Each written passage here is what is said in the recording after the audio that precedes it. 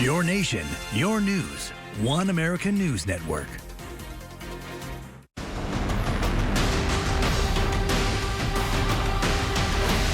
Our Across the Aisle segment tonight. House Democrats passed a bill today to raise the federal minimum wage to $15 an hour.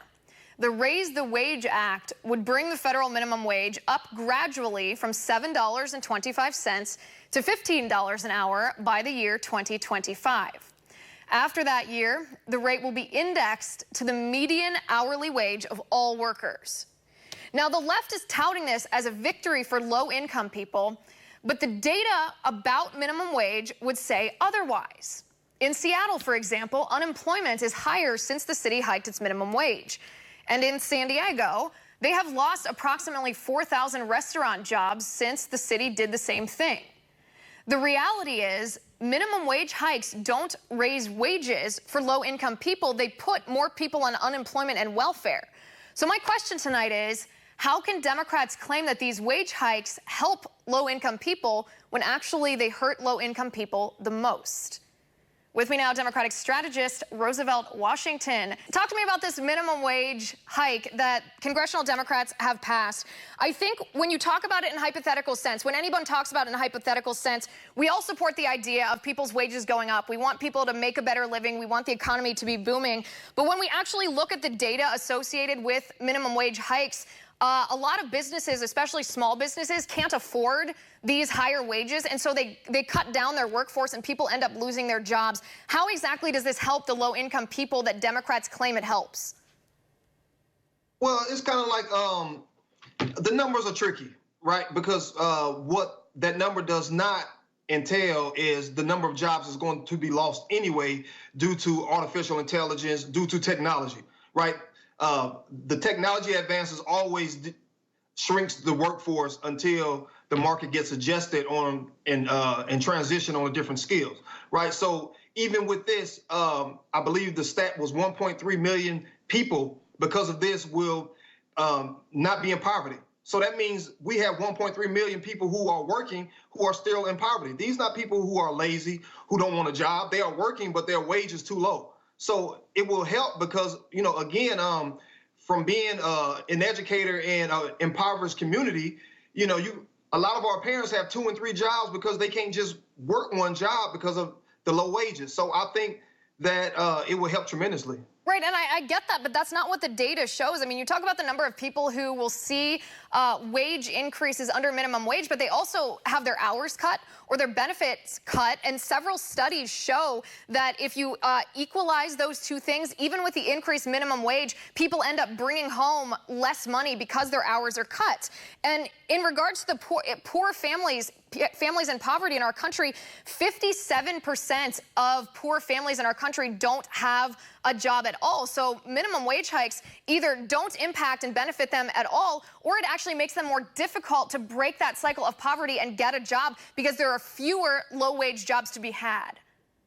Well, the Reagan administration showed us how well the trickle-down economics work, which doesn't work too well for poor people. Once the big companies get a chance to save all that money, they're buying things or they are finding a way to automate. According to Forbes, Americans will lose 30 million jobs due to artificial intelligence and to automate. By next year, but don't you think that would happen quicker? Haven't we seen that happening already when minimum wage hikes happen? I mean, we saw McDonald's using robots at their kiosks when they didn't want to pay a higher minimum wage. Isn't that going to expedite that and cause people to lose their jobs, but in an artificial way, I guess, not letting the market dictate that? This is the first time that the House has voted to raise it, to increase the minimum wage since 2007, which they raised it to $7.25 in 2009. So the last decade, McDonald's doing that has nothing to do with the minimum wage going up because it hasn't even happened. But yet by next year, all of their stores will be automated. Not just them, it'd be Chili's, Taco Bell. So businesses always find ways to cut costs. That's just a part of business.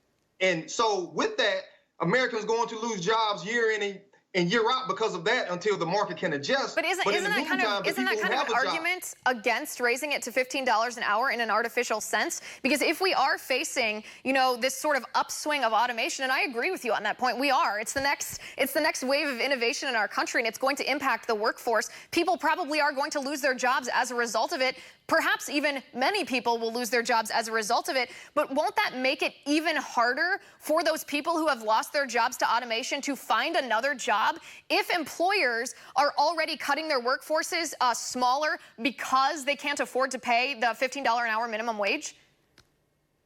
Well, we're just assuming that the employers cannot afford to pay it. The big corporations can afford to pay it, but some of them, if they don't have to. But 50% of the American workforce works for small businesses. So that's half of the people with jobs in our country who would be impacted. We're not just talking about corporations. We're talking about half of the American workforce who works for the small businesses who might not be able to afford it.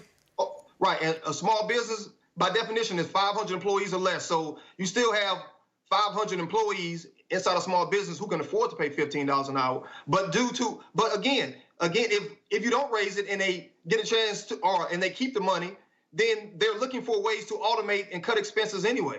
So why not pay the workers who have jobs a living wage, enough for them to save? For the reason that you stated before, I think. I mean, you said businesses are always trying to cut their costs and streamline their businesses. Always. That wouldn't be effective for them. So I guess a conversation that I'd be interested in having, we might have to save it for another day, though, would be the flip side of automated jobs is that there's always new waves of innovation that create new jobs that we wouldn't previously have thought of, 10, 15 years ago. That's always been true throughout history, and we'll have to talk about that another day because I do think that's interesting. But one more point I want to make. The Federal Reserve did a study about what would happen to the workforce and where the increased wages would go, what people would receive them. If we raise our federal minimum wage, not even all the way to $15 an hour, but just to $10 an hour, and they found that only 18% of the increase in income would go to families in poverty, but 32% of the increase in income would go to families in the top half of the income distribution because many minimum wage jobs aren't worked by people in poverty or low income Americans. They're worked by secondary earners in higher income households, like moms who have part-time jobs or kids who have summer jobs. And so almost twice as much of that increase in income would go to richer families versus poorer families. Only 18% of that income would go to lower income families. Well, I spent my career teaching in impoverished neighborhoods with high poverty, over 90% free or reduced lunch. And I don't find that study valid. I like to see another study because the moms and the dads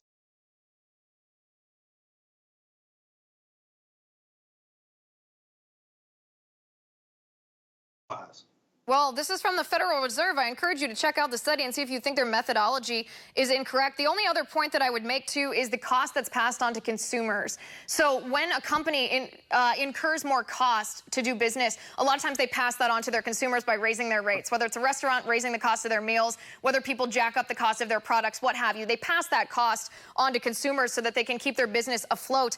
When that happens, and it does happen when the minimum wage is raised, we've seen that. When that happens, the increase in cost and products is actually more difficult for low-income people because, for obvious reasons, they have to be very careful about how they budget and what they spend money on and how much things cost. And so even incremental increases in the cost of products hurts low-income people the most. Well, again, minimum wage has not been raised in the last decade, but yet a quarter bag of chips is not a quarter bag of chips anymore. But on a city and state basis, we have seen minimum wage hikes. We're talking right now about what Congress did on the federal level, but we've seen in cities like Seattle and San Diego what happens when we do raise the minimum wage, even if it's just on a localized level. But the cost of living constantly goes up year in and year out. So even if the minimum wage is not raised, cost of living constantly rising.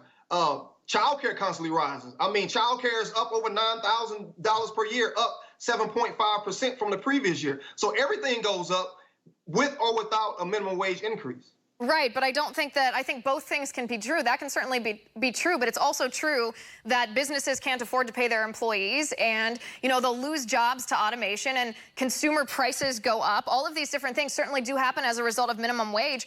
And at the end of the day, only a small fraction of people that are low-income Americans actually benefit from the increase in wage. Roosevelt, I so appreciate your discussion. Thanks for being on the show.